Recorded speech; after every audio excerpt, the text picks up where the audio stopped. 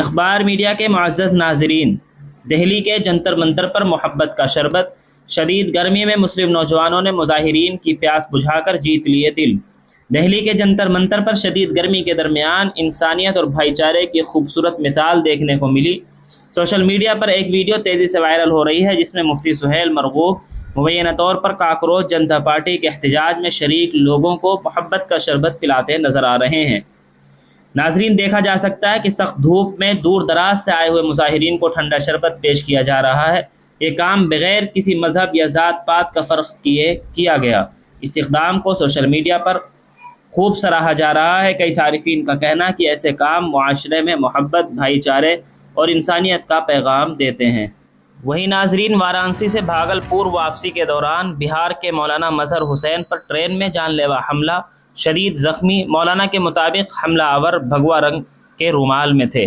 بہار کے ضلع بھاگلپور سے تعلق رکھنے والے مولانا مظہر حسین پر ٹرین میں مبینہ جان لیوا حملے کی خبر سامنے آئی ہے۔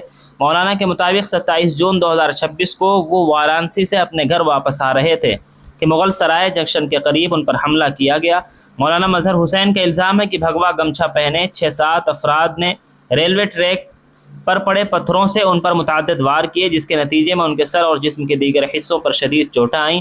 انہوں نے مزید الزام لگایا کہ حملہ آوروں نے ان کی داڑھی اور ٹوپی کو لے کر نازیبا تبصرے کیے اور مذہبی شناخت کی بنیاد پر انہیں نشانہ بنایا۔ مولانا کے مطابق وہ کسی طرح اپنی جان بچاتے ہوئے مغل سرائے جنکشن پہنچے، جہاں وہ بے ہوش ہو کر گر پڑے۔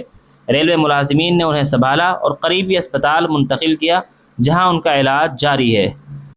وہیں ناظرین، اتراکھنڈ کے وزیر اعلیٰ پشکر سنگھ دھامی نے اعلان کیا ہے کہ ریاست کا مدرسہ بورڈ ختم کر دیا جائے گا اور جولائی 2026 سے تمام مدارس کے لیے اتراکھنڈ ایجوکیشن بورڈ کا نصاب لازمی ہوگا۔ وزیر اعلیٰ کے مطابق جو مدارس سرکاری نصاب نافذ نہیں کریں گے انہیں بند کر دیا جائے گا۔ ان کا کہنا تھا کہ اس فیصلے کا مقصد ریاست میں یکساں اور جدید تعلیم کو فروغ دینا ہے۔ اس فیصلے پر مسلم حلقوں کی جانب سے پہلے ہی اعتراضات سامنے آ چکے تھے۔ آل انڈیا مسلم پرسنل لا بورڈ کے رکن مولانا خالد رشید فرنگی محلی نے اسے غیر قانونی قرار دیتے ہوئے کہا تھا کہ مدرسہ بورڈ ختم کرنے کا فیصلہ آئینی اور قانونی بنیادوں سے مطابقت نہیں رکھتا۔ دوسری جانب اس اعلان پر بعض ہندو مذہبی رہنماؤں نے خیر مقدم کیا، جبکہ بعض مقررین نے مدارس اور دیگر مذاہب کے بارے میں متنازع بیانات بھی دیے۔ امام مہدی کا ظہور قریب، پاکستان میں آمد کے لیے تیاریاں، مسجد جمکران کا حیران کن منصوبہ۔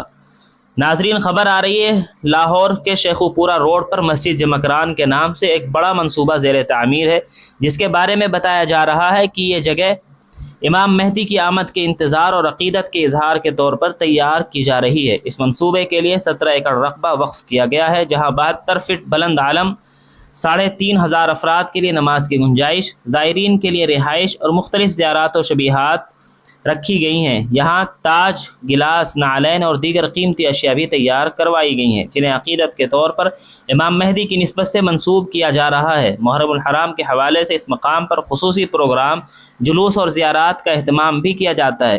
کیا یہ عقیدت ہے یا ایک بڑا فکری سوال ہے؟ ناظرین، عشق قرآن کی روشن مثال، افغان خاتون کا ہاتھ سے قرآن مجید تحریر کرنے کا عظیم سفر۔ افغانستان کے تاریخی شہر ہرات کی 25 سالہ خطاط نگیتا درانی پشتو ترجمے کے ساتھ ہاتھ سے قرآن مجید تحریر کر رہی ہیں، جسے وہ اپنی زندگی کا سب سے بڑا خواب قرار دیتی ہیں۔ وہ اس سے قبل بھی قرآن مجید کے مختلف حصے بڑے سائز کے صفحات پر تحریر کر چکی ہیں۔ نگیتا درانی نے 15 سال کی عمر میں ہرات کے معروف خطاط میر ولی احمد سے عربی خطاطی اور قرآن نویسی کا فن سیکھا تھا۔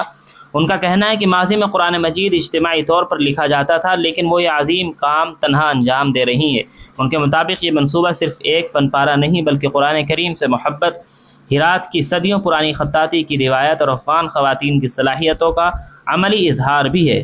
ان کی تیار کردہ خطاطی کے نمونے دنیا کے مختلف ممالک تک پہنچ رہے ہیں، جو افغان خواتین کے ہنر اور تخلیقی صلاحیتوں کا مثبت پیغام دیتے ہیں۔